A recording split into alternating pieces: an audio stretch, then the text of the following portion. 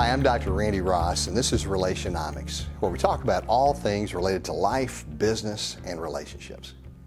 When you think about stellar cultures, one of the organizations that may come to mind is Southwest Airlines. For a number of years, Ginger Hardage served as the SVP of Cultural Development and Communications at Southwest. I had the chance to catch up with her recently at their headquarters at Love Field in Dallas. We talked about engagement, we talked about culture, we talked about what does it take to elevate a brand. And I think you'll enjoy what she had to say. So if you do, like, share, subscribe, and join in the conversation below. But join us now as we grow together. If there's anybody in the world I'd love to talk culture with, it's you, Ginger. Well, same here, Randy. Because, thank you. I mean, 25 years here at Southwest Airlines that arguably has one of the most remarkable cultures in the industry, if not globally. You invested a lot. Of course, you had a rich history to build on, but you've come in here and for 25 years helped it grow and see new heights, and now you're retired. I am retired. That's retired right. as the SVP of Culture and Communications, and boy, you've seen a lot. It was a great ride. I joined Southwest in 1990. Southwest is now 48 years old. And so I was there during some high growth period for the company. I actually started as director of public relations for the company. Okay. And that's what I'd studied in college. And then continue to grow that. We were able to add other departments to our area. And then when a woman named Colleen was president of Southwest Airlines. Very memorable. Incredible woman. And when she was my boss for many of those years, and when she stepped down from that role, I was able to take on the culture aspect of the organization. And I say take it on. Southwest, like any great organization, the culture is everyone in the organization. Right. I had the great job of just trying to direct everybody in the right direction. Well, you're a great cheerleader. So and well, it was we dedicate a lot to focusing on culture at Southwest. Sure. But it starts at the top, and that's what I tell any organization I'm working with. If somebody calls me and they're head of human resources and they want to change the culture, they want to convince their leader to change the culture, that's probably not going to work. That leader has to be understand the importance of it. Right, understand the importance of it. I think what really fascinates me about Southwest is before culture sort of became the hip thing to talk about in organizational life. And of course, Gallup has done all the research over the last 2 decades, but Southwest picked up on that long before it became the cottage industry that it is today. That's right. Why and how did that start here? Well, it all goes back to leadership, and it goes back to Herb Kelleher, who founded Southwest Airlines. Herb was actually an attorney, and his client, a man named Roland King, wanted to start the airline. And Herb fought for 4 years for the right to serve Dallas Love Field, where Southwest is based. And he has such a warrior spirit to get the airline off the ground, and he fought hard for that to happen. And then when it came time to look again for somebody to run the airline, Herb was not the first CEO, but when that first CEO was no longer with the organization, Herb stepped back in, and from then on, he continued to guide the airline. And it was his personality. I was getting ready to say, because you said he was a fighter, but the thing that strikes me about Herb, his laughter was infectious, and he loved life. He was bigger than life. He was bigger than life. But he enjoyed life, and he wanted not only life, but work to be fun. Exactly. And I think that just became a natural part that's embedded in the lifeblood of the organization, don't you think? Absolutely. So the values of Southwest Airlines to this day are warrior spirit, because you're looking for people who are going to really work hard. The airline industry is not for the faint of heart. You think of the weather conditions and the speed with which you have to operate. Servant's heart, willing to want to serve others, not be served yourself, and a fun-loving attitude, not taking yourself too seriously. So those are the values of Southwest, but they also describe the incredible person that Herb Kelleher was. Absolutely. He passed away in early 2019, and he's so missed. But what an incredible legacy he left behind. No doubt. Southwest is now the largest airline in terms of the number of people who fly the airline every year in the United States. So what an incredible legacy. And when I think not only of creating an incredible business model, but he created, through that, employees were able to have wonderful lives. People bought houses, sent their kids to college. Just to be able to have that type of impact alone is incredible. And then you think of all the customers who were able to start their business and fly on Southwest Airlines, actually afford to fly. So there were a lot of companies that would tell Herb, we're only going to establish our subsidiaries where we can fly on Southwest Airlines, because they knew they could afford to grow their business that way. Yeah, and loyal fans too. That's right. So what does it take to build an enduring culture of greatness? And we've talked about, the leader has to embrace it, embody it. That's a big part of it. Just the fun, bringing joy to life, and being, as a friend of mine said, you've been blessed so to be a blessing to others. That spirit of servanthood, making sure that other people are taken care of. But it starts, I'm assuming, with hiring the right people. Definitely. It starts with the desire of leadership to have a great culture. Right. And then it starts with bringing the right people into the organization. There's a saying in HR circles, and I'm sure you've heard it, it's hire tough so you can manage easy. All right. So it was really spending the right amount of time making sure you're bringing people in who match your values. Okay, how do you determine that? And so it's through intensive interviewing. So Southwest every year gets about 300,000 applications for people to work there. Of that, they're only going to hire 2%. Yeah. So that is really that hiring tough so you can manage easy. It's amazing. But this is cool. I mean, not to cut you off, but I'm kind of excited about this. I think you believe in this. I do. I sort of do. But how many hundreds of thousands of people? 300,000. 300,000 applicants a year. Right. So basically, when you build your culture right, people will beat the doors down. They want to work. They want to work here. And that's the one thing I think so many organizations miss. They bemoan the fact they have difficulty hiring, and they aren't willing to take a deeper look at the bedrock of culture. Right. But a good culture not only attracts but retains top talent. Precisely. So it's looking at, it's hiring those right people, not settling. And you'll hear organizations, if they're going through a rapid growth period, they might settle, and you never settle. Right. Because it's that hiring tough. If you don't hire tough, you're going to be managing that person the rest of their career, trying to get their performance right, trying to get their values to match up to your organizations. But if you hire that right person that already comes in equipped to be able to live your values, you're going to be able to, so it's not just manage easy. It's not just a matter of being a bright personality and smiling a lot. No, well, you're definitely hiring for skill, Right. But if you get that attitude right, I mean, there's lots of there's a famous story we talk about it at Southwest Airlines of an applicant. He was a Top Gun pilot, and our pilots were very excited that he was coming in. He was very well known. He's a Top Gun pilot. Sure. And but he was rude to the receptionist, and he was not cooperative with the recruiter. Okay. And both of them took it on themselves to say, "Hey, this is not a good fit. That's not who we are. Because we're servant leaders.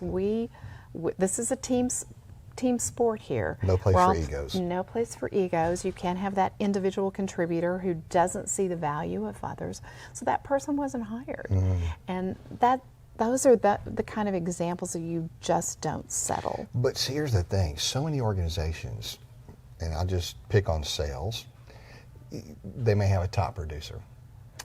Someone who brings a lot of money into the organization, and because they're a top producer, they get a pass when it comes to being rude or putting pressure on ops or overselling or whatever the case may be. It gets a pass and they don't address it, and they wind up with a diva in the organization that, regardless of how much money he brings in or she brings in, it's not worth it because the culture is decimated. Right. And what does that say to the rest of the organization, that I can get away with that behavior? Or you put a higher value on the profit over the people, and that's a bad statement to make. Right. Yeah. Right. So hiring the right people, yes. Intense scrutiny on the front end. And it's leaders really modeling that at all levels. Right. So at Southwest, we put an emphasis, and they do to this day, on all aspects of the culture. So it starts with that hiring, but it goes through making sure that culture is embedded in every aspect of the employee experience. So what are you doing for onboarding? What are you doing in job training where they truly do feel and understand and are most qualified to do their job based on the training you're giving them, and all the way to performance evaluations. So at Southwest, I was a senior vice president, but on my performance appraisal, I was judged according to how I was living the values. So you incentivize based upon the reinforcement of those things that are most important to the organization. Right. I mean, and you're held accountable. Right. So if you're not living the values of the organization, regardless of where you sit in the organization, you're going to be coached on that. Yeah, one of the things just from experience, flying Southwest as often as I do, the people have fun. That's a big Thank part goodness, of it. Yeah, yes. the people have it fun. makes it enjoyable. But they take great ownership and pride in what they do. You can tell, okay, yes, they've been equipped, yes, they've been trained, but they go above and beyond. They add their personality to the mix to make it fun. Right. So I think that's what we all want, is employees who can act like owners. Yeah. So when you think of the employees on a flight, there's no supervisor there. Right. They are the owners. If you think of the flight attendants, the 3 or 4 flight attendants who might be on that flight, they're in charge. They're in charge of that cabin and creating that environment, and creating they're the hospitality. And sometimes they can be the performers. Now, people say, do you make people tell jokes in the interview? No. We're not looking for people who are good joke tellers or performers. You're looking for what is that characteristic that they have that makes them so unique, and then allow them to have that freedom to live it. Or what I've experienced is they connect. Yes. They connect with just the be people. real. Yeah, exactly. And people fly, and they know this. The flight attendants that are the employees at the airport, they know this. People fly for all kinds of reasons. They may be going to a funeral. They could be closing the biggest business deal. Or they're tired after a business trip. Or they're going to Vegas. So they really have to. Or they're coming home from Vegas broke. Right. You never know. So they have to appeal individually to those to people and figure out what's going on in their lives. Yeah. One of the things Southwest does get is a lot of comments from people who actually experience something extraordinary on a flight. So every year Southwest gets about 60,000 commendations on a particular employee. 60,000? 60,000. So that many people take the time to tweet, send something in on LinkedIn, or send something in a letter. People still write letters. Or make a phone call 60,000 times to commend a particular employee. That speaks volumes. I mean, because you send out surveys after the fact, and what percentage are those are returned? Right. I mean, less than 1% are returned, Right. but yet 60,000 people on their own initiative take the time to write a commendation. So one of the things Southwest does that a lot of companies probably don't take the time to do this, but it pays so much value back. With those 60,000, you thank the customer for writing in, but you let the employee know that this happened. Absolutely. So it thanks them. So when that happens, reinforces that behavior. Right. Yeah. And then Southwest takes those letters and uses them in different ways. You'll see them in the in-flight magazine. There's one program called Winning Spirit. So again, recognition, reinforcement of that. Sure. And in Winning Spirit, some of the most heartfelt stories that come in, those employees are asked to come in, bring their partner, their spouse, their mom, somebody that's important in their life, and the CEO reads their story. And they're so emotional. And there's one I will never forget. Was a story that said, "You have no idea the difference your pilot made with our family." And yeah, that's what we said. Yeah, where is this going? Coming from? Where is this going? And so the customer describes the story of there's someone at the ticket counter trying to fly, but they didn't have a pet carrier. They didn't have a way to travel with their pet. You have to have a small pet carrier. Right. So the pilot recognized what was going on in the situation, probably that this individual didn't have the funds to be able to buy that pet carrier, and just paid and went on his way.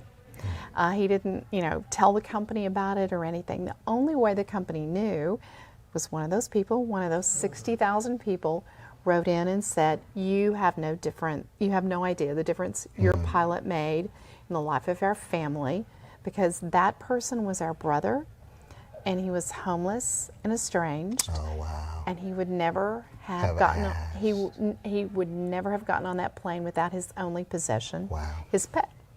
So those are the kind of people that you're looking for at Southwest. That pilot. That's such a big heart. Yeah, compassion. Who saw the situation and said, I can do something. I can make a difference here today. I can make a difference in this. Yeah. Yeah, and just one small gesture, one small act of kindness. Right. One smile. Right. Just that connection with other people. It made such a difference. That's awesome. So, I love that. Yeah. So what advice or counsel would you give to someone who says, okay, I get it, culture's important. Where do I start? Well, I would start with, again, I've said this several times, but you've got to start with your senior leadership team to make sure that they're wanting to invest in that as well. Okay, time out. I'm pressing back on you here. Okay, so what if you're in an organization? Yeah. Senior leadership doesn't get it.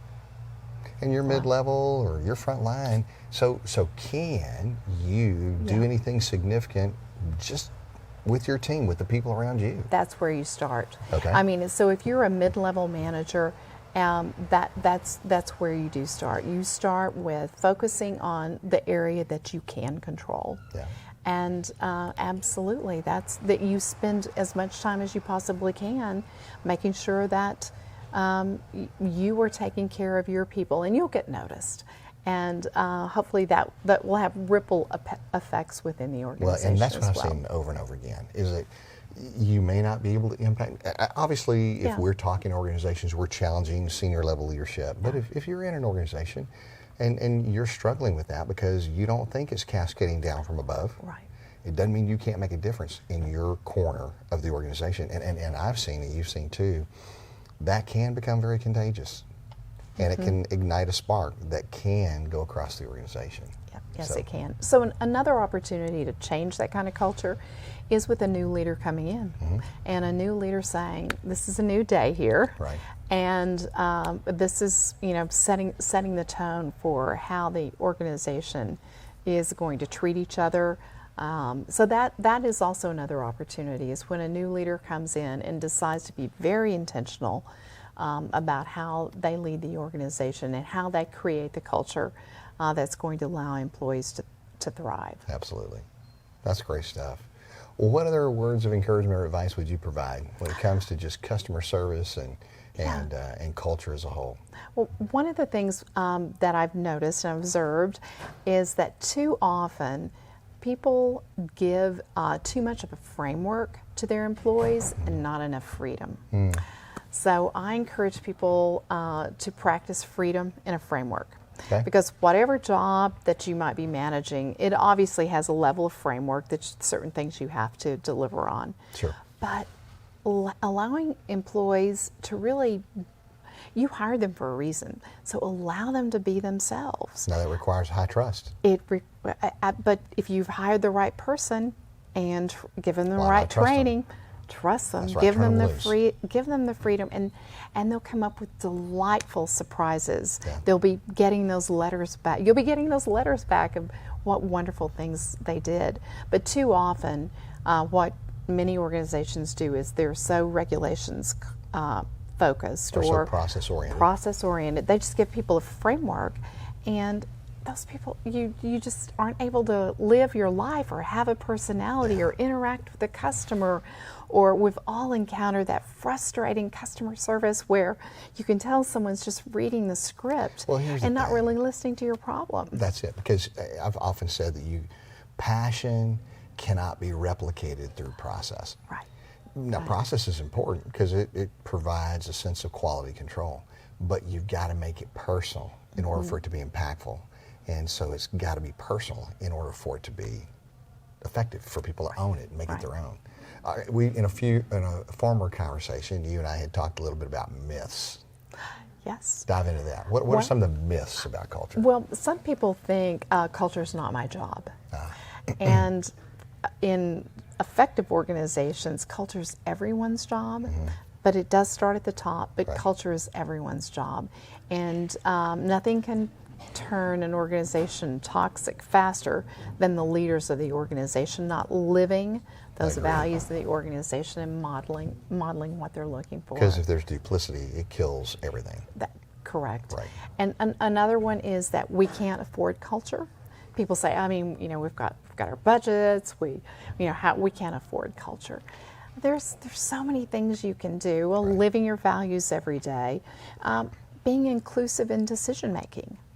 So if you're making a change in your organization, say you're building a new building in your organization, are you asking your employees how they would like that workspace to be derived? Let them put their fingerprints on the process and own it. Absolutely. Let employees have a say, and always, of course, have decisions made closest to the people who do the work, because they really know what's going on there. So be inclusive in all levels of decision making. Give employees that voice. Allow them to act like owners. So the quick example I love to use about here at Southwest, when it was time to redo all the uniforms, because so many of the employees wear uniforms, they literally drove that process. Okay. They did the wear testing. They worked with the designers, color selection. They were responsible for making sure that they got a big say, and then so the approval level on the uniforms really shot up, because we all know that if you really can get more buy-in if you were part of the decision. Ginger, it's always great hanging out with you, and thanks for same here, Randy. taking the time to talk about one of our passion points today, which is obviously creating a great and enduring culture. And I got to commend you. The work that you did while you were here at Southwest was fantastic. And now you have Unstoppable Cultures is your brand, and you have the privilege of working with leaders across the country to help them craft cultures in their own organizations that are inspirational. And so people can find you online. Absolutely, at unstoppablecultures.com. Okay. And one of the things we also do, we have a fellowship once a year where leaders who really want to learn and grow their culture can come and you to just that. Finished that in November, we right? finished that in November. It's in Santa Fe, New Mexico. It'll happen again next year. It'll happen again next year. So Google Unstoppable Cultures, and they can definitely find it there. But it's a master class. Yeah. Where you have outstanding speakers from Chick-fil-A, Zappos, Navy SEALs, as well as Southwest Airlines. We have speakers coming in from Southwest as well. But you'll be with other like-minded individuals who are focused on their culture. It could be the CEO, or it could be somebody in the human resources area, but a lot of different organizations, but with the same mission of trying to create a great workplace. Well, any organization that has a desire to improve or codify their culture, they would benefit from being exposed to what you have learned here and what you've modeled for the world. So thank you for that. Thank you, Randy. It's always good hanging out. Thank you. All right? Thank you.